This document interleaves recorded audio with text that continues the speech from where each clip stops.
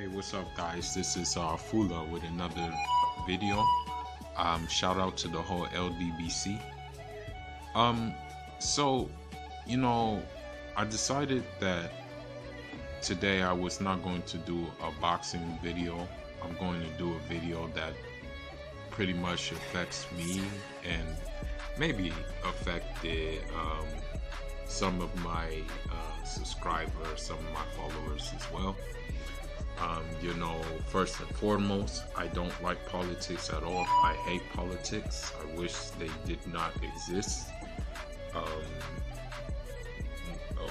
Rarely anything good comes out of them. Very rarely does change that will affect the common folk, as they say, happen from politics. But I wanted to talk about the propaganda that Mr. Tomato Head, aka President Donald Trump, is spitting. I don't consider him my president, but he's the president of the United States. I'm an immigrant who happens to live here as of right now, but I don't adhere to anything that guy says at all. I'm in my own little world, put it that way. But anyway, what he said is that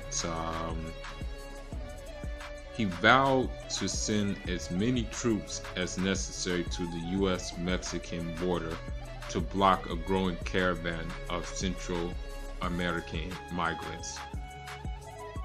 He went on to say that it's an assault on America. He also said people in the Middle East were in there as well, and all kinds of craziness, He also said that this is a blessing in disguise to see how bad the laws are, and that's in the light thereof. When he asked about how many troops that he wanted to send on the border, he said as many as necessary. Me personally, I don't subscribe to Democrat. I don't subscribe to Republican. I just subscribe to me. Okay, that's all I do. Now, due to my country, due to my upbringing, I have studied books on different political policies, and if you were to ask me, I would try to lean towards not too high, not too low, meaning that I would lean towards something that is essentially socialist with a open economy, basically, with the free market. That's how I would look at things. That people should be able to be enterprising, but have limits on their enterprise, without stepping on other people and making and exploiting people in the process. That's how I feel. And I'm reading this right now, and it says something about finish the wall, but the wall's never started yet, so I don't know where this person is getting this, And the reason why I'm doing this video, man, is because a lot of people don't realize why we immigrate to the United States. They don't realize what's behind the immigration. They don't realize that the United States is the main cause of us coming to the United States. They don't realize what the United States do in our countries, the policies they support, the help that they give to certain leaders is the main cause why we're in the United States in the first place. If we're able to be left alone, and we have some good leadership, then there will be no need to go to the United States. We will be okay. We can build what we need, especially in my country in Africa. We got oil, diamonds, fishing, natural phosphates and stuff like that. Yeah, with the right leader and the right kind of programs in place, we won't need to migrate anywhere.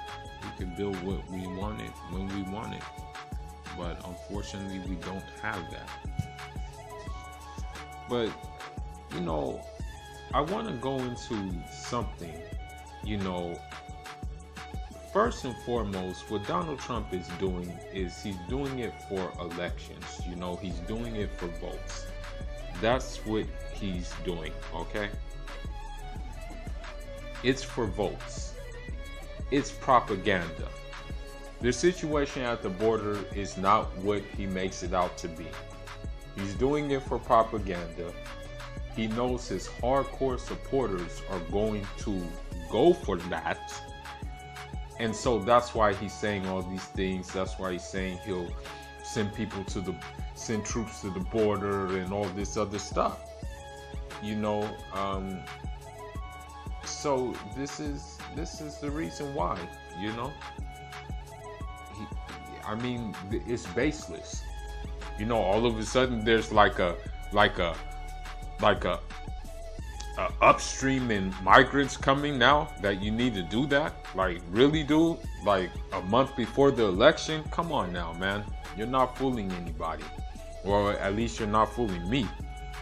That's for sure. But I want to play this video to show you the reason why that you have Central Americans migrating, that you have Africans migrating to America. I'm going to show you the video, okay? Or I'm going to let you hear the video. And mind you, I don't support him, okay? I don't support him. I don't agree with the ideology of this man that I'm about to play, Louis Farrakhan. But I am just showing you that there's a cause and effect to things. If you cause something, the effect is going to be maybe not to your liking, you know. And so if you don't want immigrants coming here, then the Yankee people need to stop it, man, with what I'm about to play. But just listen to this video. It's gonna be a little bit long, but just listen to everything and you'll see where I'm getting at. All right, here it goes. In the Congo, precipitate the conditions leading to the assassination of Patrice Lumumba, successful. In the Dominican Republic, precipitate conditions leading to the assassination of Rafael Trujillo, successful. In 1961 to 1966, Cuba, broad sabotage program, including terrorist attacks. Listen to the language. Terrorist attacks on the American side on coastal targets and bacteriological warfare in order to weaken the Castro government, but that was unsuccessful. 1962 in Thailand, a brigade of 5,000 United States Marines to resist the threat to Thai government from the Pathet Lao, successful. 1962 to 1964 in British Guyana in South America, organized labor strikes and riots to overthrow the government of Chedi Jaga, successful. 1962 to 1964 in South America in the government and nation of Brazil, America organized campaigns of labor strikes and propaganda to overthrow the government of Raul Goulart, successful. Dominican Republic, to overthrow the government of Juan Bosch in a military coup. Successful. In South Vietnam, precipitate conditions leading to the assassination of Ngo Dinh Diem. Successful. In Ecuador, South America, overthrow the government of Carlos Julio Arasamena. Successful. In El Salvador, in Central America, organize Orden and Ancestral, domestic intelligence networks under the direction of General Jose Alberto Medrano and Colonel Nicolas Carranza, and provide intelligence support and training in surveillance, interrogation, and assassination techniques. This is all from our government in foreign policy objectives. Let me continue. In Iraq, financial and military assistance for the Freedom Party of Mullah Mustafa al-Barzani in an effort to establish an independent Kurdistan. It was unsuccessful. They wanted to divide Iraq and separate the Kurds from the Sunni and the Shiite. Now think about wanting to separate. And we are asking our government as what must be done by you to separate us into a state or territory of our own, because you know you have no future for us but back to your foreign policy. Chile, $20 million in assistance for Eduardo Frei to defeat Salvador Allende in the Chilean elections. America was successful. In Brazil, Guatemala, Uruguay, and the Dominican Republic, provide training. What kind of training? In assassination, in interrogation techniques for police and intelligence personnel. Inconclusive. In the Congo, in Africa, financial and military assistance including B-26 and T-28 aircraft and American and exiled Cuban pilots for Joseph Mobutu and Cyril Adula, and later for Moise Tshombe in Katanga province to defeat rebel forces loyal to Lumumba. America was successful. 1964 to 1967, South Vietnam, Phoenix program to eliminate Viet Cong political infrastructure through more than 20,000 assassinations. Now, I did not write this. This is written by experts who have the files of America's covert actions. Don't turn away from your television. You, the American people, must listen and look, because if you don't, you will be deceived into thinking that America's foreign policy objectives are moral, are ethical. They are anything but that. Let's continue. North Vietnam, sabotage and ambush missions under Operation Plan 34A by United States Special Forces and Nung tribesmen. It's inconclusive. In Laos, under Operation Shining Brass and Prairie Fire, sabotage and ambush missions by the United States Special Forces personnel and Nung and Male tribesmen under General Bang Powell. Now think about this. America sending our special forces troops in other nations to assassinate, to sabotage, to ambush people and missions. This is meddling, creating mischief, and causing the shedding of blood.